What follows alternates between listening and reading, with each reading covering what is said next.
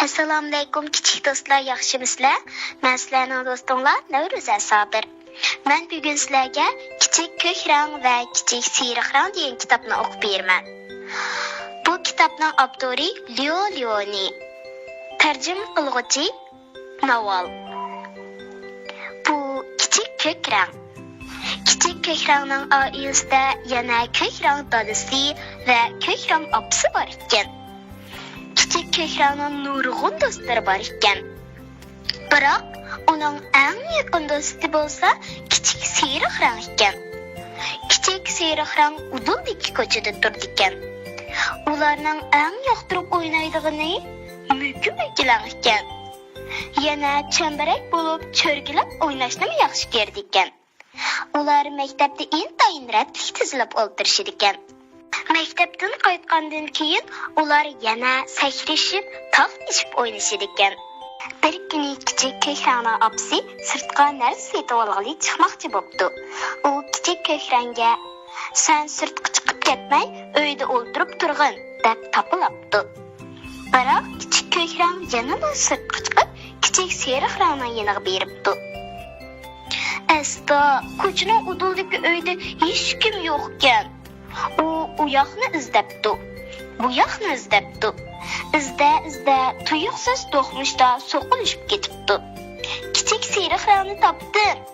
Ular xushalliqdan bir-birini quchoqlab ketibdi.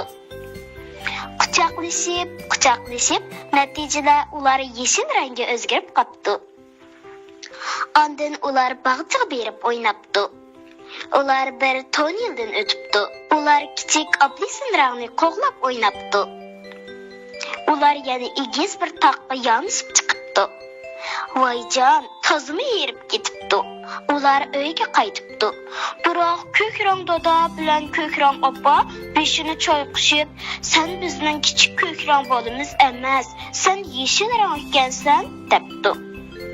Siyriq rang dada bilan siyriq rang oppamu "Sen bizning kichik siyriq rang bolamiz emas, sen yashil rangda ekansan" debdi. Kichik ko'k rang bilan kichik siyriq rang bekmi azoblanibdi.